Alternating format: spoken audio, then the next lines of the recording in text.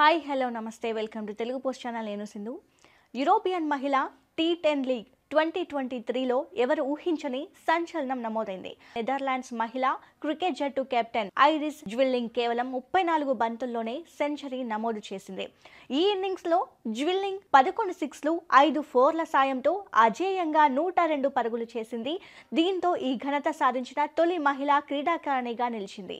T10 క్రికెట్లో Netherland captain iris జ్విల్లింగ్ చరిత్ర సృష్టించింది. T10 లీగ్ లో సెంచరీ సాధించిన తొలి మహిళ క్రికెటర్ గా రికార్డు సృష్టించింది. ఈ ఇన్నింగ్స్ లో ఐరిస్ 36 బంతులు ఎదుర్కొంది. ఇద్దరు ఆస్ట్రియన్ బౌలర్లపై జ్విల్లింగ్ విరుచుకుపడింది. ఒక్కో ఓవర్లో 23కి 23 చొప్పున పరుగులు చేసింది.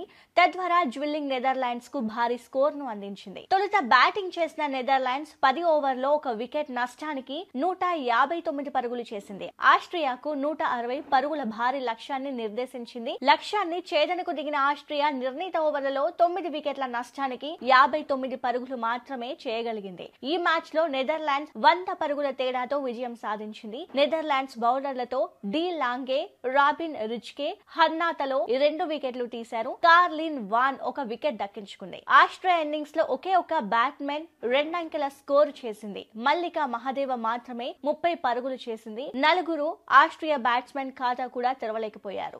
అంతకుముందు మ్యాచ్ లో కూడా జ్విల్లింగ్ స్పెయిన్ పై 30 బంతుల్లో 74 పరుగులు మెరుపు ఇన్నింగ్స్ ఆడింది. నెదర్లాండ్స్ కెప్టెన్ ఐరిస్ జ్విల్లింగ్ ఇప్పటి వరకు 9 వన్డేల్లో 92 పరుగులు, 47 T20 మ్యాచ్ల్లో 448 పరుగులు చేసింది. T20లో 2 హాఫ్ సెంచరీలు కూడా తన పేట నమోదున్నాయి. ఆమె కుడి చేతి వాటం బౌలర్ కూడా.